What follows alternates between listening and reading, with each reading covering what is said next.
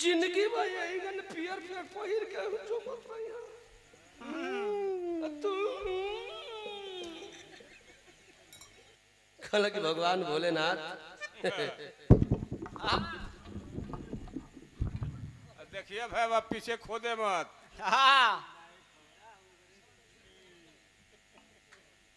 ना गई बजा काय मैं बत्तीसी झड़ गई बा। आजकल द्वार पर बारात होती तो नौकी गोल नौकी नहीं गाई, खुशी वाली गोल फिल्मी स्टाइल में गाई। आज एकर मैं दातावा टूट जाला उ बुढ़िया गावेली के नियाले आवेला आफा फेर दिया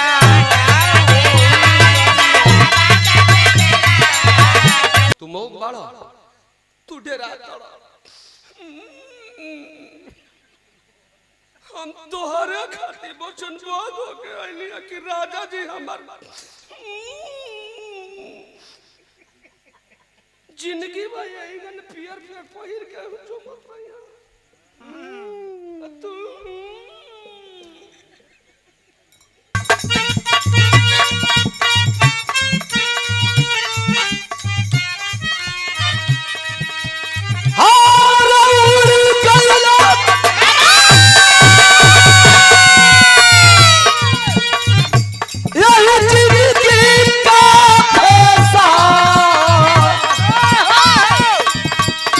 मधीम भैले के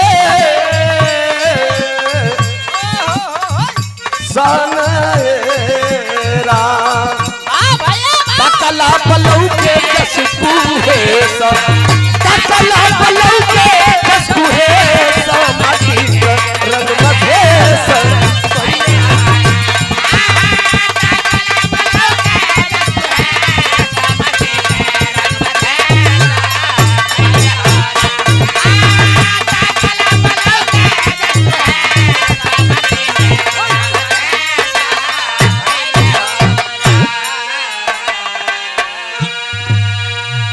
बड़ा सुंदर बिरहा घमंड सब कर चूर भई।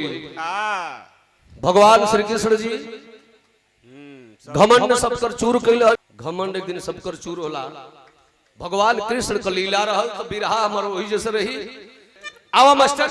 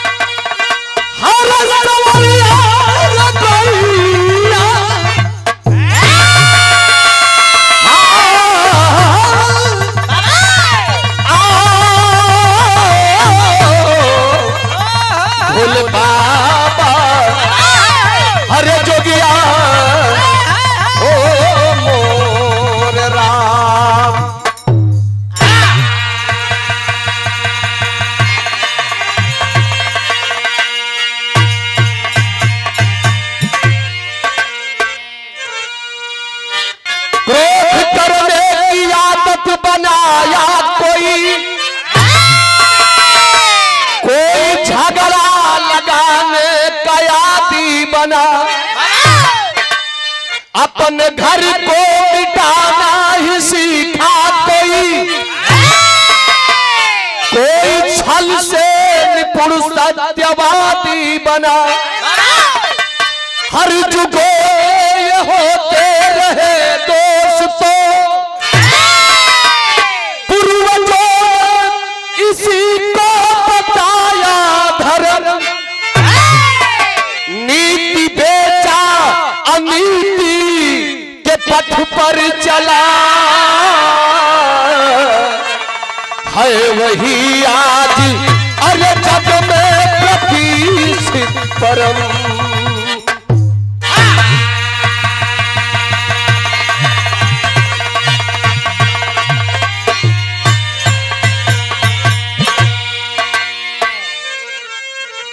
बिरहा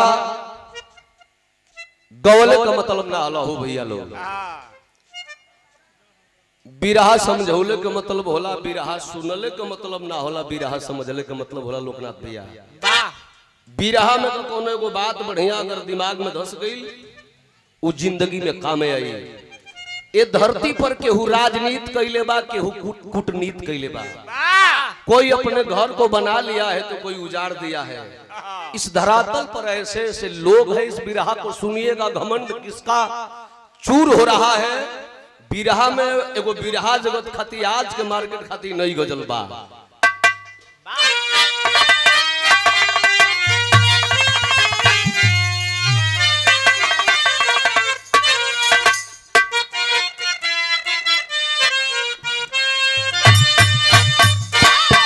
अरे मिलन से प्यार की, अरे मिलन से प्यार की बरसात होगी।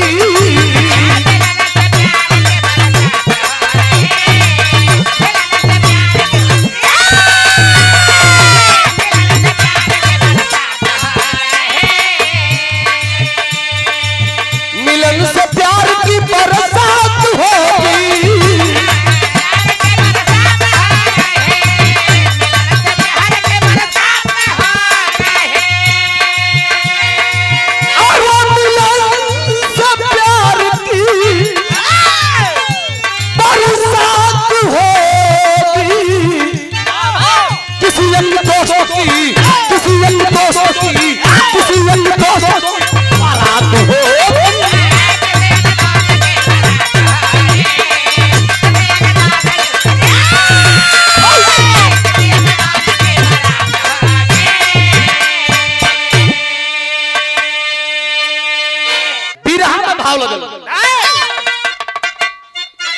अरे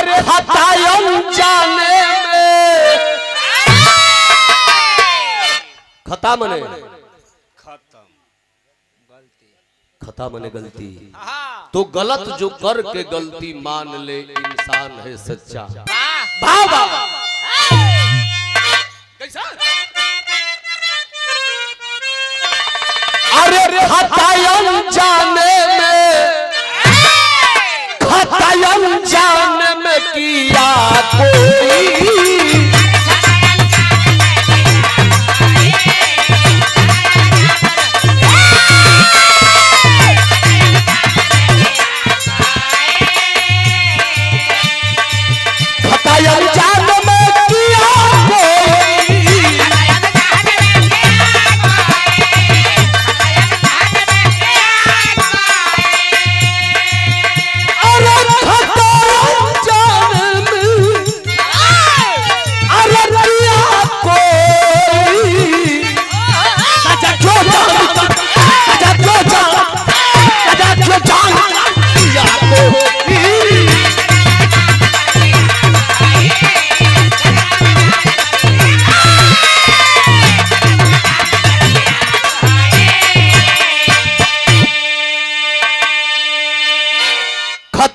जाने में किया कोई, सजा क्यों जान कर दिया कोई।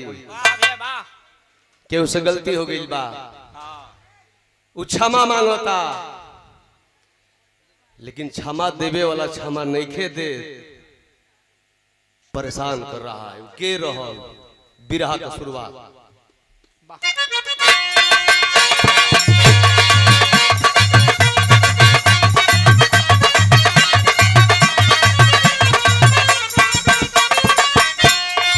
लिए चलो अंजलि,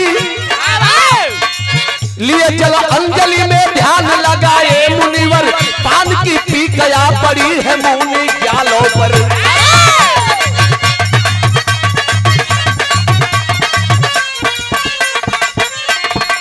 भरा मस्ती में चित्रसेन नहीं ध्यान दिया। मुनि जी सोच रहे कि जान कर अपमान किया।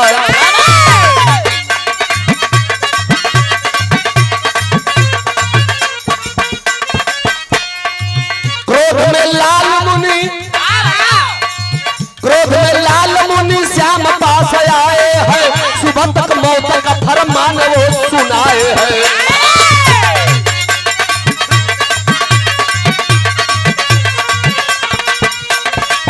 कहे राधा रमरी, कहे राधा रमरी वो दुष्ट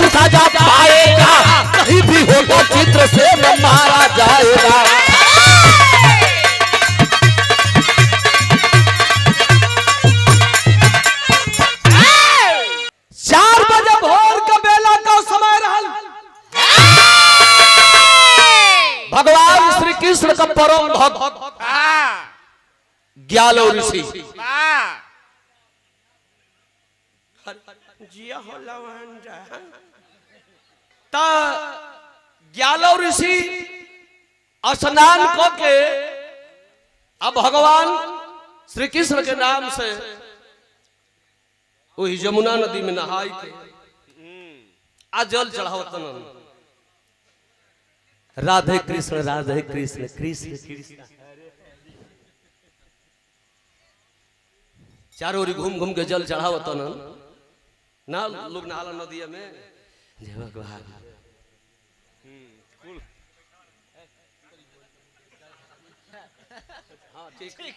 तो जय भगवान राधे कृष्ण कह के जल चढ़ाओ तड़े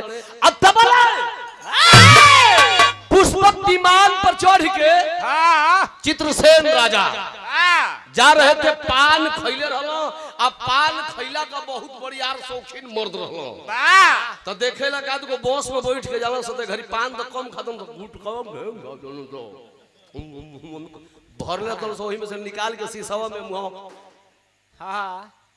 अब जगह कुर्ता पर पड़ गए कुर्ता छूटल न खूबे उनकर उहे हाल चित्रसेन राजा कैलो पान खैले बड़ वही विमान से मुंह लटका के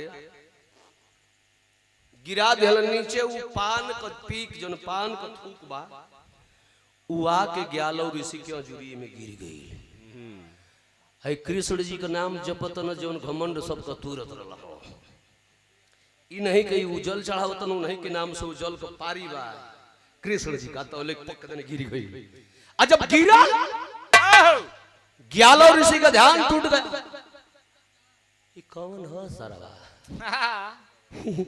ये थूक दलो समरिया जुरिया में इस अपमान का बदला लेकर रहूंगा तेरा अभिमान है परेशान आओ चित्रसेन पहुंच गए भगवान श्री कृष्ण के दरबार में जाके आह्वान कैलन हे प्रभु महल से बाहर निकलिए आपका सेवक दरवाजे पर है भगवान श्री कृष्ण इलन हो बोलो ग्यालो कैसे आए हो कल के हे प्रभु हम आपके भक्त हैं कि नहीं कल कि तुम प्यारे भक्त हो बोलो क्या चाहिए कहला कि कुछ चाहिए ना हमके वरदान नहीं है दो कि चित्रसेनवा आज 4 बजे भोर में हमारी अजूरी में थूकला सो आ काल 4 बजे भोर में वो के रेले के बाद भगवान श्री कृष्ण कल के रे ग्यालो तुम एक संत हो और संत किसी का खून खराबा नहीं कराता आसमान में चिड़िया उड़ती है गंदा कर देती हो धरातल पर गिरता है विमान से जा रहा था वो जान के तुम्हारे अजूरी में नहीं थूका है क्षमा कर दो कल के एकदम ना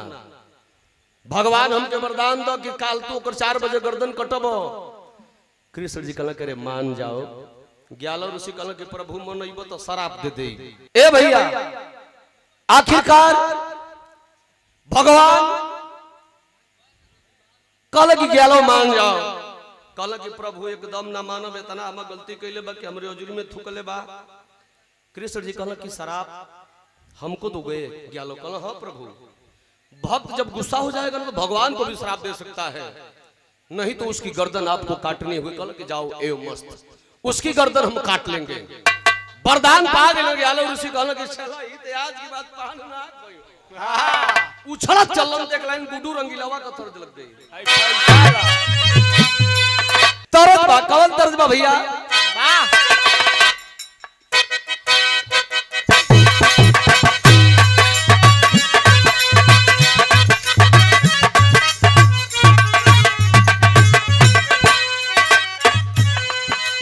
आज बहुत जना स्टार लोग बनता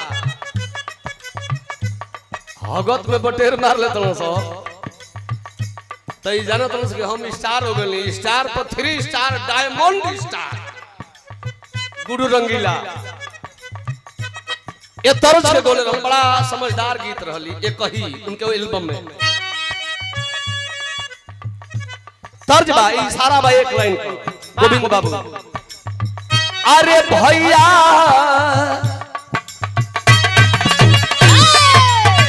अरे भैया गाड़ी धके आजा राजधानी से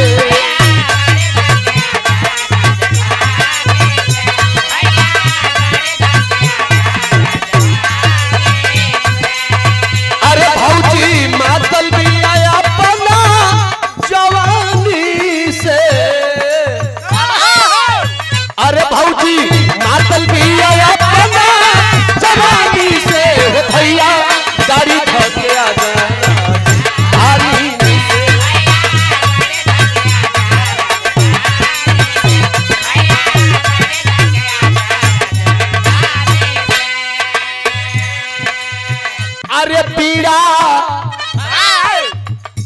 ग्यालो ऋषिया बताड़े मगन बाड़े डहरिया में नारद जी मिल गए।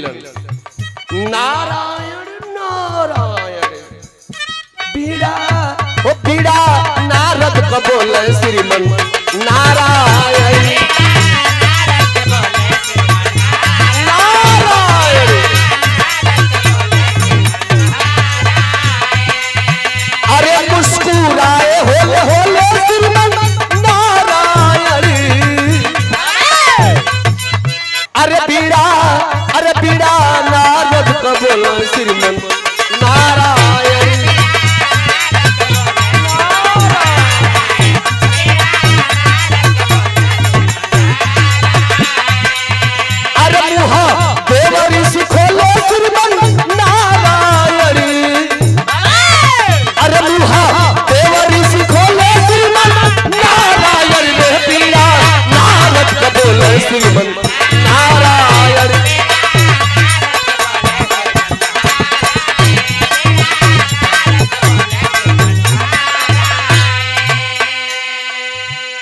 नारायण नारायण हरे ज्ञान ऋषि नारायणी।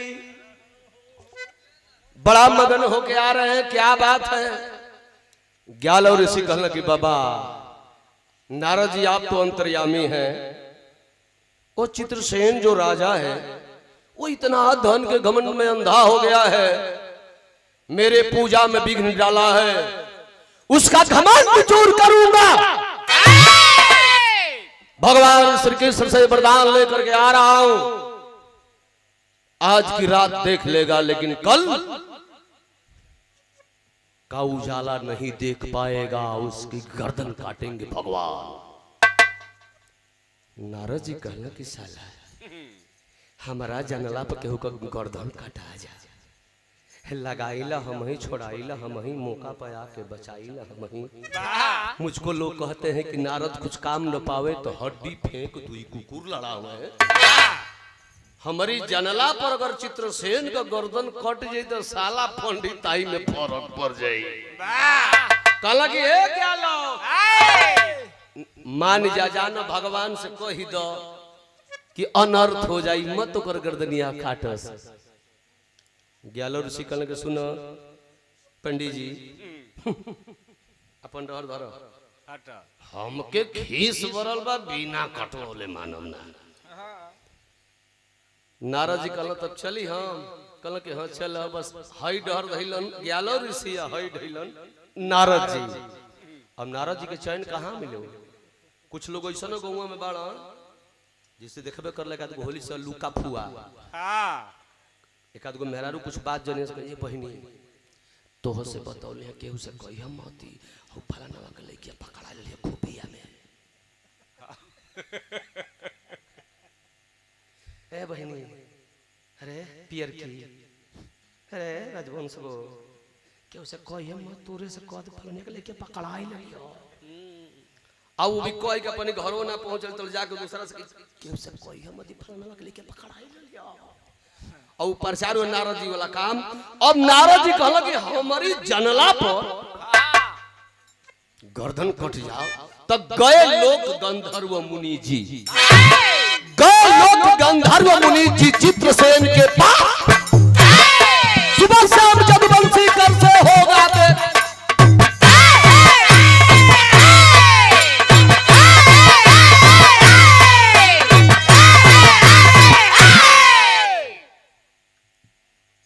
नारद जी गइल न वही चित्रसेन राजा के दरबार में। चित्रसेन राजा का दरबार लगल बा पान खाए के। चित्रसेन राजा का बोलो का है पमरावत जी भी का खावे सो राज का कृष्ण कौन ठीक है सर। और वही पनवा खैला में पहुंच गइलन नारद जी।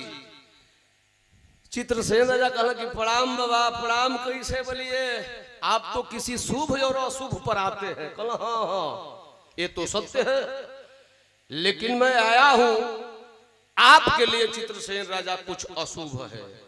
कहला कहा तो कहलन कि भगवान श्री कृष्ण 4 बजे यहाँ तोर गर्दन काटी कूटी के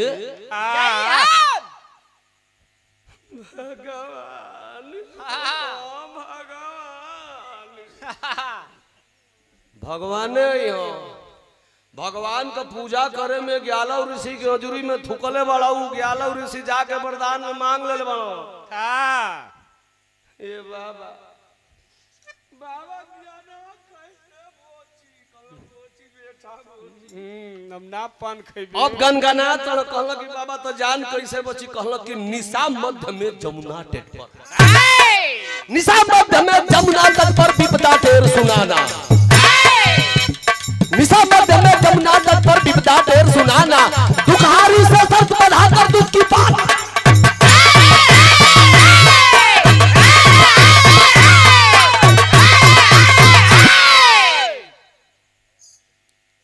कहले जान चित्रसेन हम तोहर बचा ले, ओही खातिर आइल बनी, लेकिन हम जतनी कहो, नारद जी कहत रहे हम जतनी कहो उतने करे के पड़ी। कहला कि बाबा तू कहब कि बांसा गड़ल रह, तू दिन भर बांसा गड़ले रह, तू जे तेरे कह, कहला कि हमारा संगे एही बेरा चलो, ए बेरा रात में चलो। आज जौना घाट पर ग्यालव ऋषि स्नान करेलन वही घाट पर तोहरा चले के पड़ी। आ हम व्यवस्था सेट करबे चित्रसेन, 12 बजे रात में एगो मेहरारू के लेके आई, 12 बजे रात में एगो औरत के लेके आई, उहे औरत तोहर जान बचाई। ए बाबू आखिरकार नारद जी चित्रसेन राजा के लिया के चललन, तर्ज बदल गई।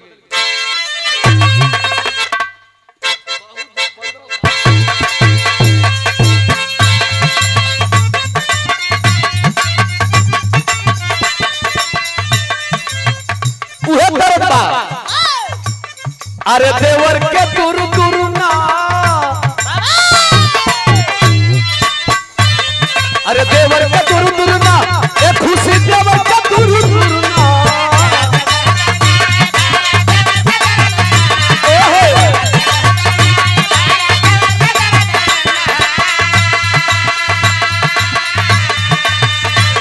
अरे देवर के गुरु गुरु ना, ए भैया देवर के गुरु गुरु ना, तो भौजी भातारा से गोतियावे तोरे देवरा के गुरु गुरु ना।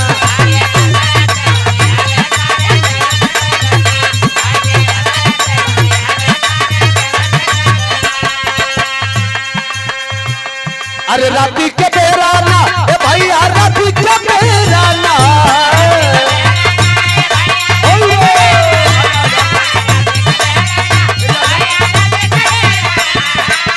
मुहावा उधार के आ जाए सोनो माजा, काहे ला जा तारू हे जा, वीडियो में आ जा, वीडियो में हे जा हे आगा वतन के मोर सनम यही जे, हां यही जे हिलाला काम भ राती के बेराना, ए भैया राती के बेराना, धीरे धीरे लो मुहावा उधार ओली मुंह का होली कैमरा और कैमरा में। अरे राती के बेराना, ए भैया राती के बेराना, तक घूम के बेलन नगर में तेरा मुनि जी राती के बेराना।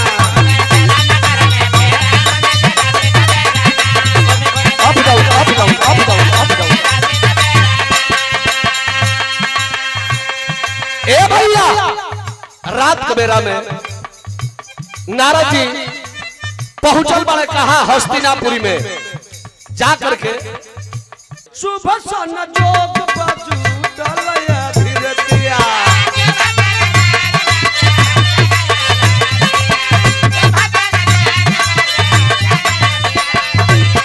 हाई ले लो बाबू, पुरस्कार ले लो, गोल्ड लाख के ले लो। सुबह सन जोग बाजू डलया धीरे दिया, अरे वायरल हो गया हो वायरल।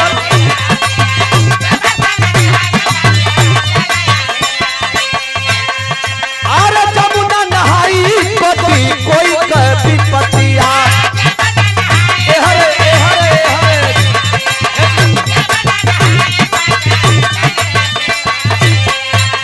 खाली पिछड़ा बात खइबा त गलसी एक वीडियो आई ओ के द हां ओम है। अरे सुबह सन जोग बाजू डलया धीरे,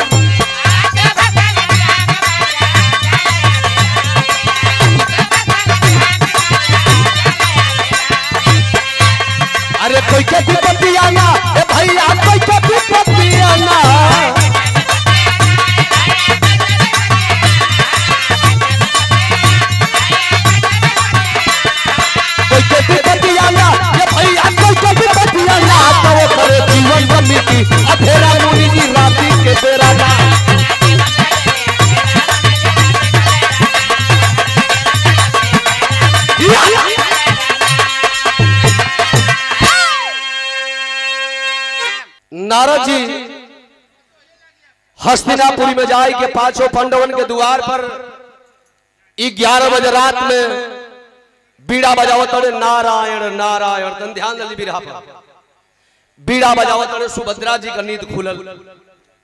ए भाई रे ई नारद जी रोज दिन में बीड़ा बजावेलन, आज रतिया का कैसन नारायण नारायण करतड़न।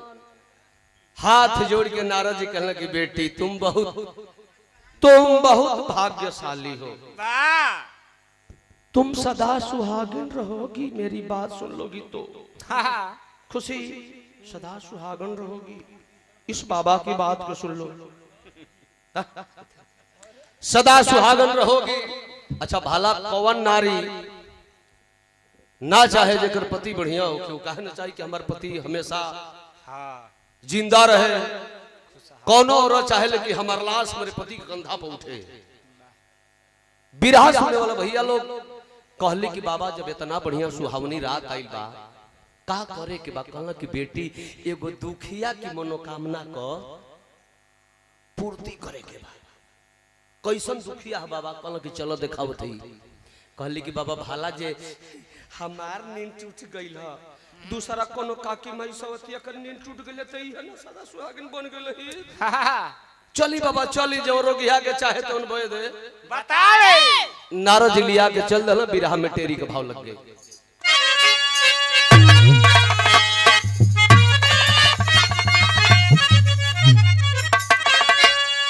हरे बहिनिया एक खुशी बहिनिया, अरे वही मनमोहन का बावरी, अरे निर्भय तीर धनुधर पारत है दुलही।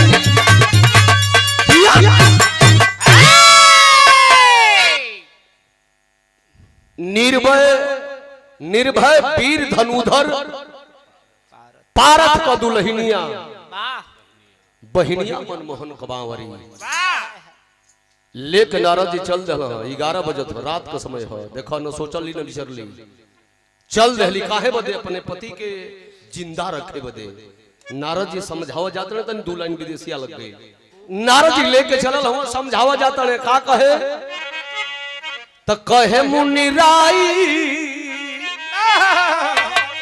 समुझाई पीड़ा गृहणी से, अमर बनाईला सुहागए सुभद्रा जी। संगवा में ले आये जमुना किनारे आइले, खुशी में बदला बागए सुभद्रा जी। बतियावत बोलो। नारद जी सुभद्रा जी के लेके जमुना नदी के किनारे अलन ह। आ घड़ी में 12 लेके अलन ह। कहला कि बेटी 12 बज गई। ए लड़की है लवंडे बंद करो। ए लड़के 12 बज गए, नहा लो, सदा सुहागिन बनना है ना। हाँ बाबा तो नहा ले। चट दिन सुभद्रा जी तनी बाढ़ हो आइले, पनिया ओहरल हल अरियवा पाक रहल। कहली कि बाबा है त है हमार तनी सड़ी अड़िया पकड़। हां बेटी दो जाओ जा जा जा जा नहा लो, जल्दी नहा लो, टाइम बीत जाई। आ सुभद्रा के नारद नहवावत हूं। आए ने कड़रा तन की माटी निकाल के आ ओई झड़िया में बैठौले हो चित्रसेन राजवा के। आ वे ढेला के गुलिया के औ जना त झड़ी में सूत गिल बकन करे सार सूतल बड़ा कि उठब ई व्यवस्था सेट कर। जल्दी चिचियो अब वचन बोध करा के करे से कहिए कि के मारे आवत है तोर जान बचाई न दूसर के हो बचाई नहीं। देखो नारद जी को बुद्धि लगावल, एक और ना हवावत हूं तो एक और चिचियावत हूं तब तोर लग गई।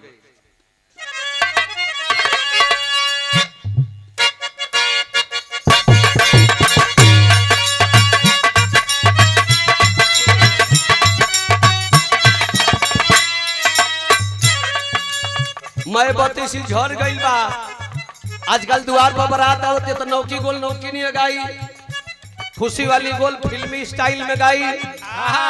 आज एकर मैं दतावा टूट जाला उ बुढ़िया गावेली के नियाले आवेला आफा भेज दिया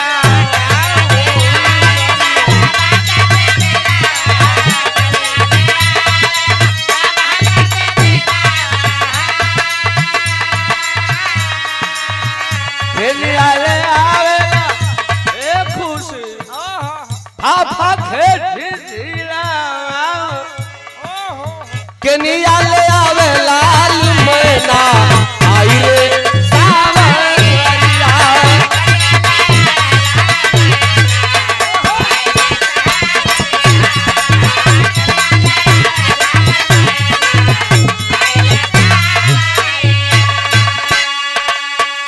हई देखल जा सुभद्रा जी पहला गोता मरली हो।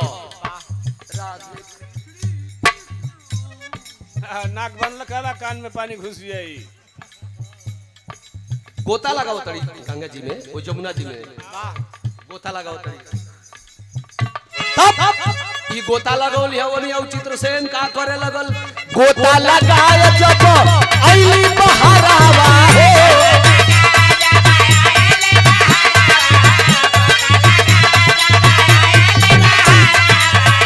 गोता लगाए जब अइली बहरावा हो परल आवाज एगो कान में गोरिया झूम गई।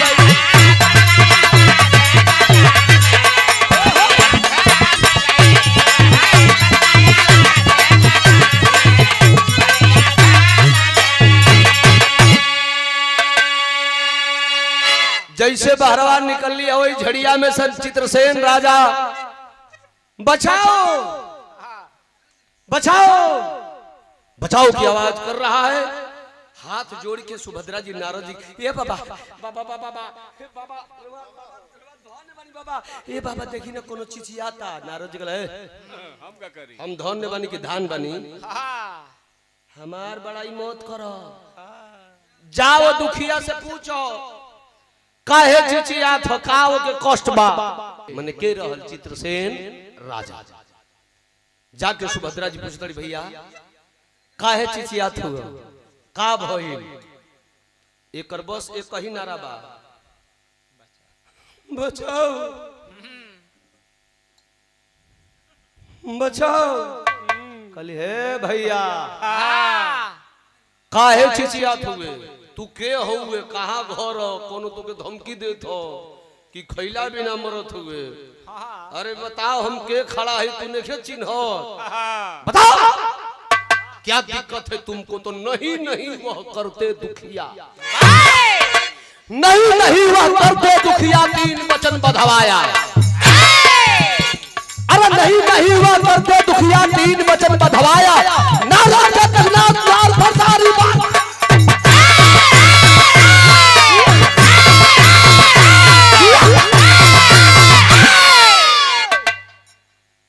नहीं नहीं वह करते दुखिया तीन वचन बधवाया नारद के कथनानुसार फिर सारी बात बताया।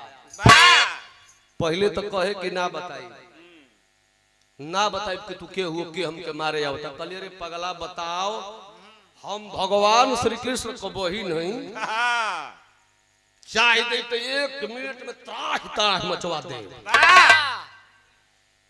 चित्रसेनवा कलश की तो हमार जान बचा ले तोर जाने रे पागल पूरा दुनिया का जान बचा ले ये बरा तुम साला असली पॉइंट पर है 12 बजे रात में अपने पति खातिर नहाया ही तोर ना दुनिया का जान बचा दे बोल के हमारे वाला तब वचनबद्ध करवा के हाथ जोड़ के चित्रसेन राजा कलश के हे बहिनी हमार नाम चित्रसेन राजा है हमसे गलती इहे भइल बा कि अनजाने में हम पान खैले रहली पुष्पक विमान पर जात रहली पनवा खा के हमारे मुंहे में पान का पीक बुटरा गिर रहल हम ओके गिरा दहली नीचे उ ग्यालव ऋषि के अजूरी में गिर गई हमर जान मारे बदे भगवान श्री कृष्ण 4 बजे अहन हमार गर्दन काट के बहिनी उछल जइहन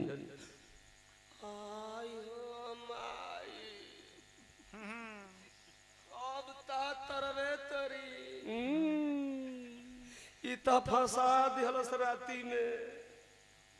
हम वचनबद्ध हो गई एकर जान बचावे के, जेकरे बोल पर भैया के बोल पर भगवान कृष्ण के बोल पर हमर भैया के मारे आवत। देखिए नारद जी फंसा दिहल।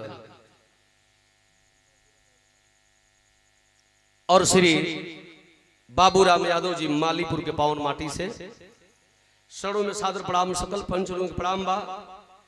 बिरहा से ध्यान न हटाओ जी बाबू। सुभद्रा जी कली के भैया ठीक है, चिंता मत करो, अभी तो 12 साढ़े 12 बज रहा है ना, थोड़ा मैं घर जा रही हूँ, आऊंगी और तुम्हारा 4 बजे मैं जान चित्रसेन जवाब कलश की जान आप तू का जब तोर भाई बन तू कहा बचाई जान हमर जब सुतिए गई तो मुझसे बढ़िया मरिए गई।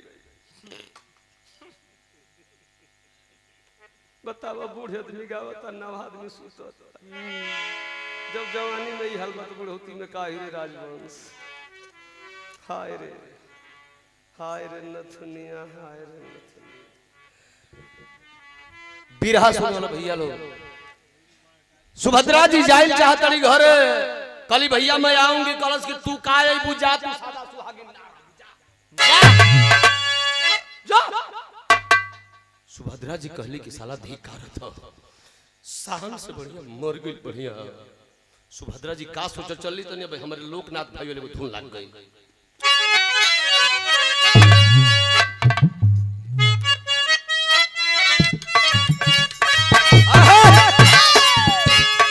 धर्मेंद्र सोलंकी से बिरहा होत रही है, धुन गा के लोकनाथ भाई कहते ना कि पियाली चटका दे का बोले रहे। अरे हम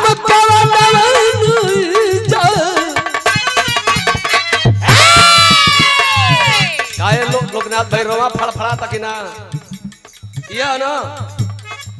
अरे हम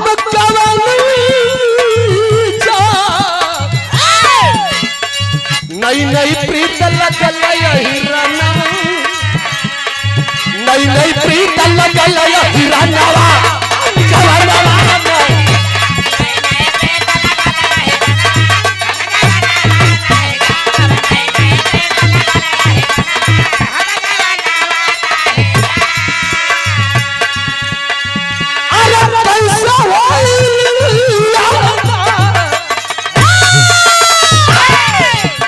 कैसे होई लड़ैया, कैसे होई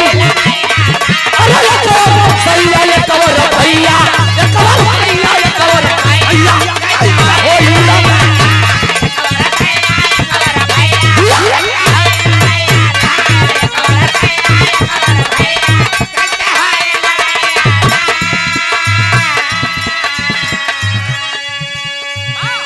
सुभद्रा जी सोचताड़ी भैया के भेजतनी,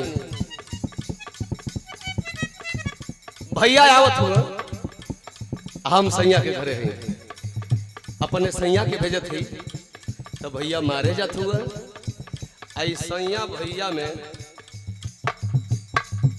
लड़ाई होने लगी, लेकिन का सोचत जातड़ी सुभद्रा बिहाल बचन जनई भाई।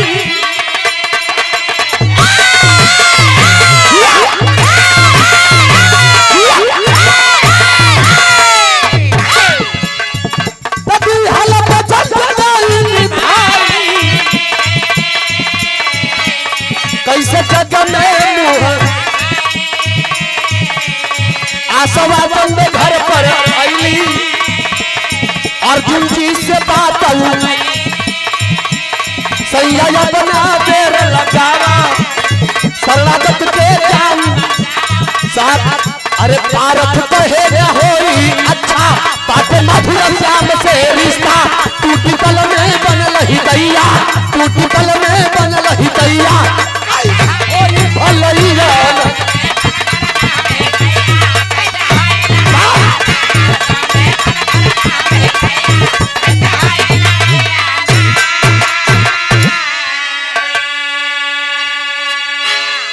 मने मने सोचा सुभद्रा जी घरे गईली है।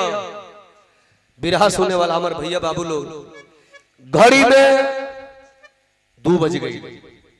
जगावत तड़ी अर्जुन जी के सैया जी तनी उठी तो कहलो का रे उठी ना, कोई दुखिया का जान बचावे के बा। घड़ी में देखो 2 बजे दुखिया उ कौन रे? अरे सुत ना सुत रे सुत हमरो के सुत का झूठे परेशान मारो सुतले रह सत ये 2 बजे रहती है। कौन दुखिया रे? एगो तो डांटे लागल। सुभद्रा जी फिर सुत गईली, नींद नहीं खेवत। 2:30 बज गई। फिर ए जी चली ना, ई तो अर्जुन थोड़े नहीं खजान की जाके वचन बोध होके आइल बड़ी हमरे खाते। अर्जुन जी ना जगलन। 3 बज गई। कलिए जी चली ना। कहल कि अच्छा ही बता उ कौन दुखिया? चल बोल कौन है? सुभद्रा जी कली की दुखिया का नाम चित्रसेन राजा है। मारे वाला कह रहे, मारे वाला भगवान श्री कृष्ण। कृष्ण जी तो जे के मारे दुनिया का मालिक जात हुआ, हमार हिम्मत हम न जाए।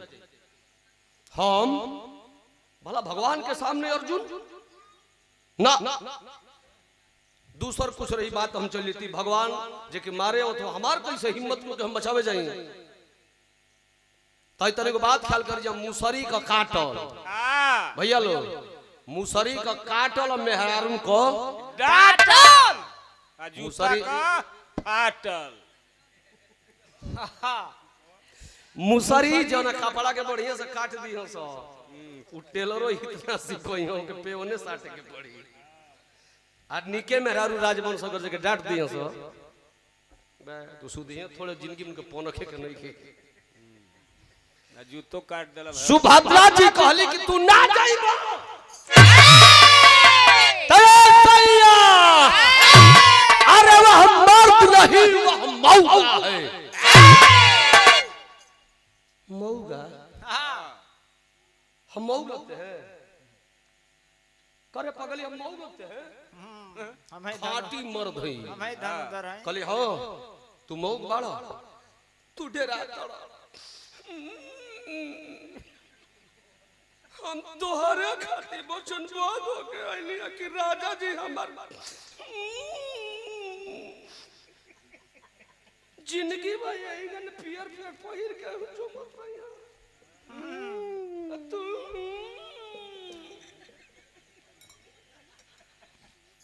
तू डेरा तड़, तू सार बहनोई कही तई जोड़ो तड़ो।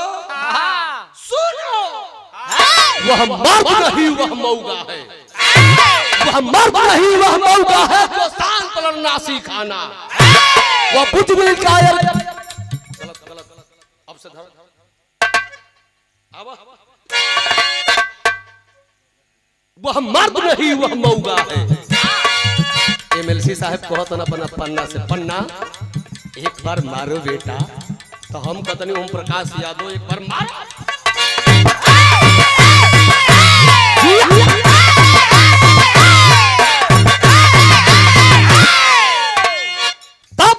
वह मर्द नहीं वह मौका है।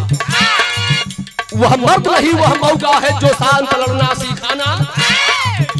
वह बुजुर्ग कायर कहलाता जलाल कमला।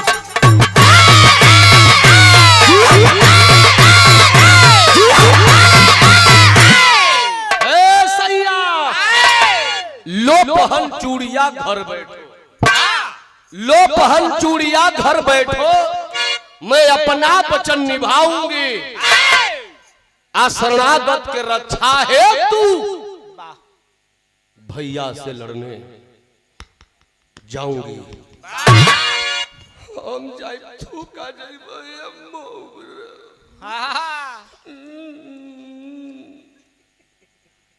तुहार पूक पूक करत है भैया के सामने। हम जाए, हम जाए। वह मर्द कैसा है जो शान पे अपने जान को न गवा दे। अर्जुन जी कहला कि बड़ी ताना मरलस। अब भगवान वचन बहुत भइल वाला ओ मरिह जरूर। उमेश भाई मरिह जरूर। और उनका हम सामने गईली हमरे के मार देते ऐसे रानी बन के रोही। कल के आखिर जाइल छरियाइल भी आई जाई आज जाई मानी ना गरमाइल भी दम जाई अपने भैया के सो जा आज जाई तो पगली के मार दियो तो सलाम रड़ुआ बन के घूमे लागब तो ऐसे बढ़िया कि हम मर जाई रानी बन के घूमे बात का चोट इतना भैया लोग बिरहा सुनत हुए धरती पर सबसे जबरदस्त चोट न लाठी का बा न गोली का बा जुबान का चोट जेके बात लग जाई मर्द अगर सच्चा हुई पक्का मर्द हुई हां तो कितने बान फान जाई तो मुड़ी गोती या टीका दोरी पार कर दे आल्हा देवता ने बाला चाचा का आल्हा बजाता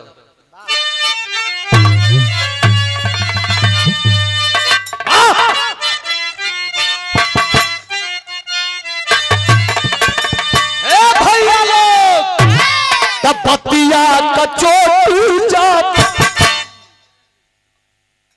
बतिया का चोट जाप लागत लवा पर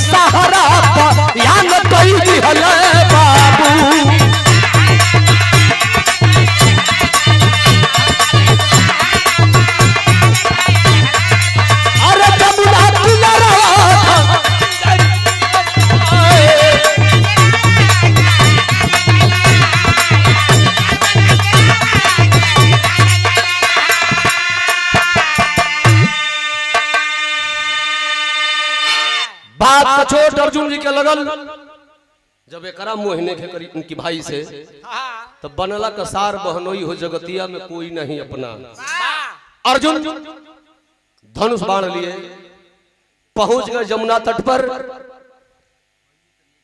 जहां झाड़ी में चित्रसेन राजा बैठा है बगल में एक झाड़ी में नारद जी छुपे हैं सारी लीला को देख रहे कि मैंने झगड़ा लगा दिया है जान बचा कर रहूंगा 4 बजन भोर को बेला का समय भइल अर्जुन एक ओर खड़ा हुआ एक ओर से भगवान श्री कृष्ण खड़ा हुआ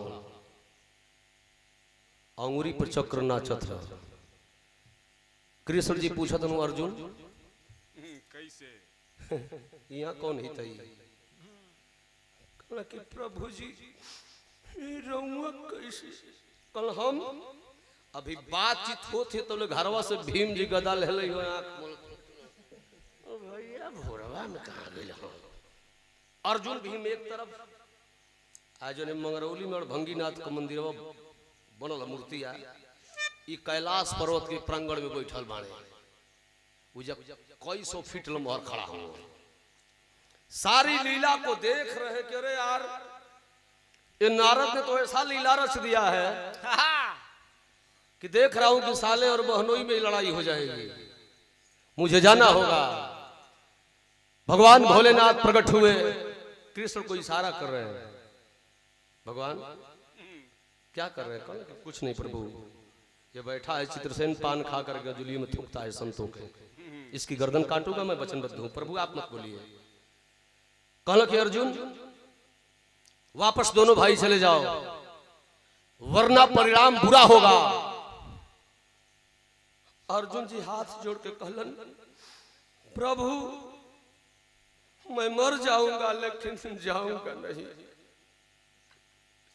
कृष्ण जी कहला कि अर्जुन मैं वचनबद्ध हो चुका हूं मैं इसकी गर्दन काटूंगा अर्जुन जी कहला कि प्रभु मैं तो वचनबद्ध नहीं हुआ हूं, लेकिन आपकी बहन वचनबद्ध हुई है, हम मुगल परहेज कर ले,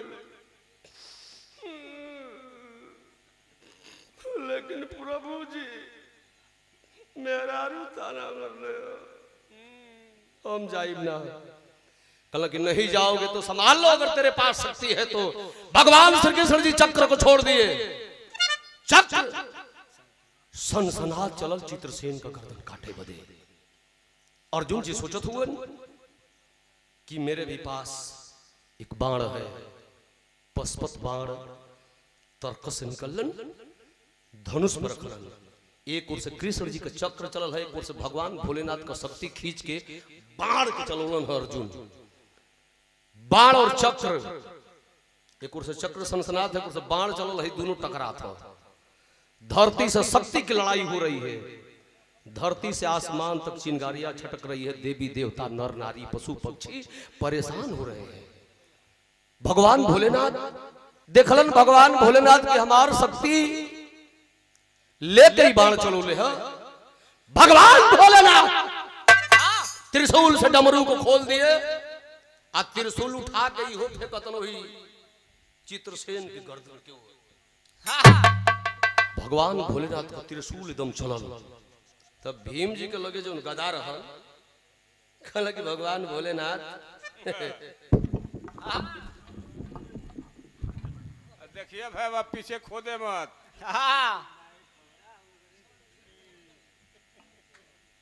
ना कहीं बजा काय देखिए भैया गांडी टूटे ना। गदा उठाई के भीम जी वही भगवान भोलेनाथ के त्रिशूल के ओर फेंकल हो। एक और त्रिशूल आ गदा ई टकरा था। अब तक धरतिया ठगमग डगमग करे लगल।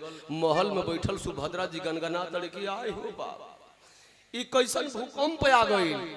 सुभद्रा जी भागल ग्यालो ऋषि के कुटिया पर गईली, कहली कि बाबा हो ई लड़ैया बंद करा दन, जाना था कि धरती पलट जाई, एक आदमी का जान मारे में दुनिया में मर जाई। आखिर हाथ जोड़ के सुभद्रा जी ग्यालो ऋषि से बात कर लिए, खड़ी के भाव लगा।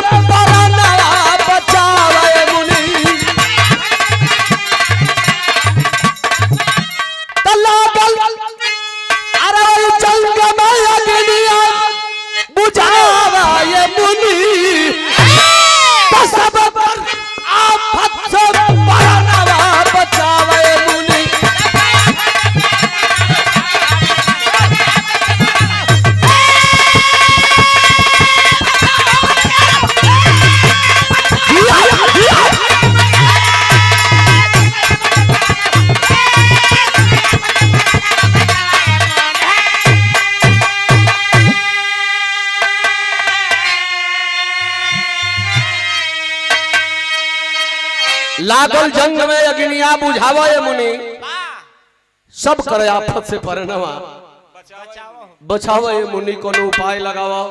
भले हम सदा सुहागिन रहब चाहे ना रहब, लेकिन हे दुनिया का माता बहन हमार सुहागिन रहस। हे बाबा जल्दी चली भेजली हो। ज्ञान और ऋषि दौड़ लड़ाई के मैदान में इलन हो। कैलन का कि अइले मुनि राई तब जमुना किनारे हो, आज युद्ध बंद कर तब वचन उचारे हो।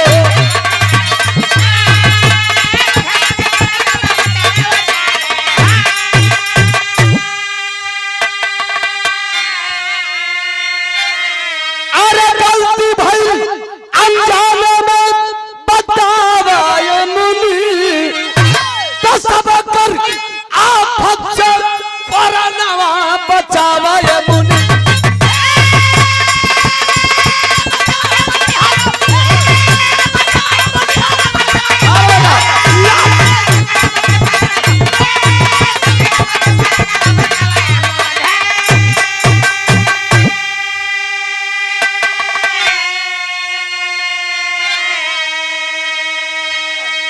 ज्ञान ऋषि अलन हो भगवान श्री कृष्ण, भगवान भोलेनाथ, अर्जुन जी भीम जी के गोड़ पर गिरलन हो।